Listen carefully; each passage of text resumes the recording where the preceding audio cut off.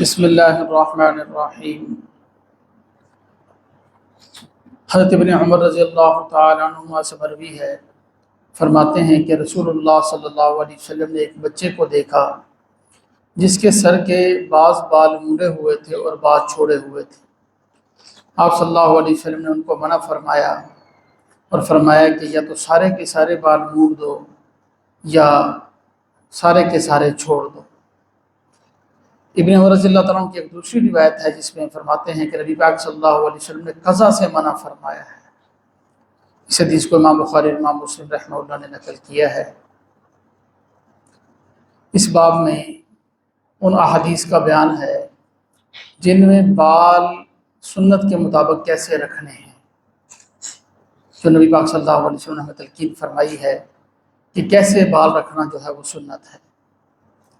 آگے بھی حدیثیں ہیں، آج کی حدیث میں ہم نے پڑھی۔ ایک تو یہ ہے کہ قضا سے منع فرمایا، قاف کے ساتھ دو نقطے والا جو قاف ہے، آپ صلی اللہ علیہ وسلم نے قضا سے منع فرمایا۔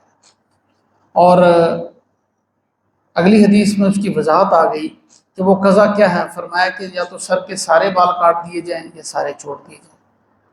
ایسا نہیں کہ بعض موڑ دیے جائیں بعض رکھے جائیں، اس لیے کہ آپ صلی اللہ علیہ وسلم نے ایک بچے کو دیکھا کہ اس کے بعض بال مڑے ہوئے تھے اور بعض جو ہیں وہ چھوڑے ہوئے تھے، تو آپ نے منع فرمایا کہ ایسا نہیں کرنا چاہیے۔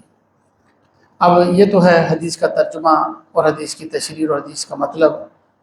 یہ منع فرمانے کی وجہ صحابہ کرام بیان فرماتے ہیں کہ منع فرمانے کی وجہ کفار کے ساتھ مشابہت تھی، فساق اور فجار اور کفار کے ساتھ مشابہت کی وجہ سے آپ نے منع فرمایا۔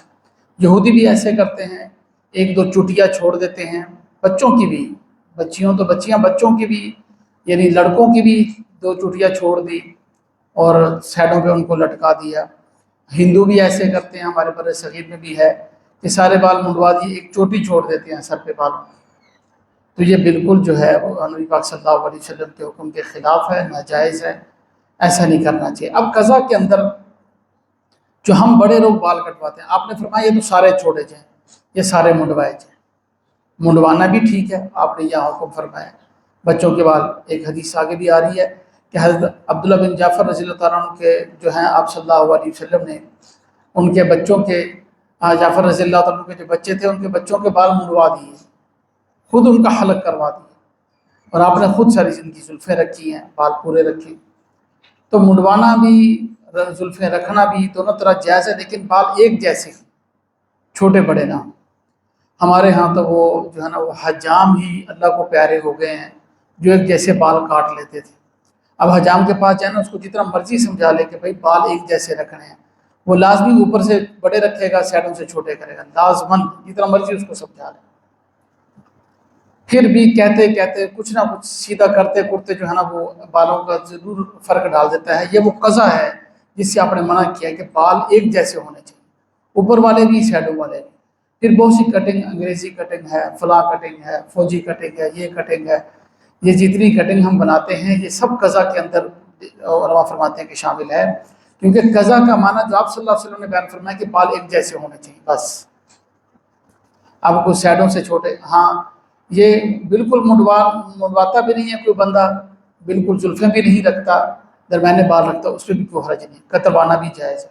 لیکن یہ کوشش کی جائے کہ زیادہ سے زیادہ بال جب ہم کٹوانے جائیں تو ایک جیسے بال کٹوائیں، ایسا نہیں ہے کہ سائڈوں سے زیادہ چھوٹے اوپر سے زیادہ بڑے، یہ بات مناسب نہیں ہے۔ سمجھایا جائے 19-20 کا فرق رہ جائے گا تو اللہ سے توبہ بندہ کر لے، اللہ سے معافی بھی مانگ لے، لیکن کوشش کی جائے کہ بال ہمارے ایک جیسے ہونے چاہیے۔ نبی پاک صلی اللہ علیہ وسلم کا فرمان ہے کہ کسی قوم کی مشابہت نہ اختیار کیجیے، اور اگر بندہ خلاف سنت کر کے اور جو ہے نبی پاک صلی اللہ علیہ وسلم کی سنت کے خلاف کر کے شیشے کے اندر منہ دیکھ کے اپنا خوش ہو رہا نا کہ میں اچھا لگ رہا ہوں، سونا لگ رہا ہوں، تو یہ اور بھی خطرے کی بات ہے، اور بھی خطرے کی بات ہے کہ اپنی پسند کو رسول اللہ کی پسند کے خلاف کیا ہے، رسول اللہ کی سنت کے خلاف جو ہے اس کی پسند ہے، یہ پھر ایمان کے خطرے میں ہے، پھر یہ خطرے والی بات ہے بہت زیادہ۔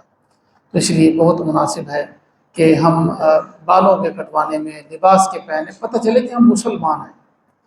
جس طرح ہمارا عقیدہ کافروں سے مختلف ہے، ہماری عملی زندگی بھی بھائی ان سے مختلف ہے۔